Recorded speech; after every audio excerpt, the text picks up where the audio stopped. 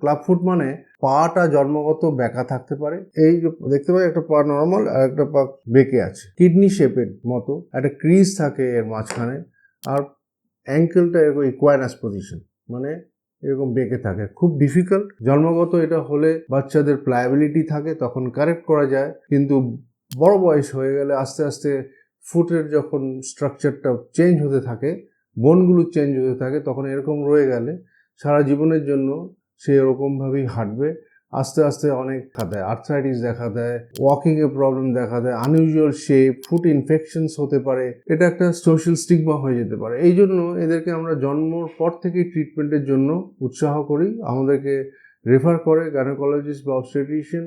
আমরা দেখি জন্মের পরেই বাচ্চাকে, মাকে বলি প্রথম 2 সপ্তাহ একটু চেপে চেপে ঠিক করার চেষ্টা করুন। তাতে না কমলে আমরা 2 সপ্তাহ পর থেকে সিরিয়াল প্লাস্টারিং করি, এটা পনসেটি টেকনিক বলে। সেই প্লাস্টারিংয়ের দ্বারা 3 মাসের মাথায় ম্যাক্সিমাম ক্ষেত্রে আমরা কারেক্ট করে দিই।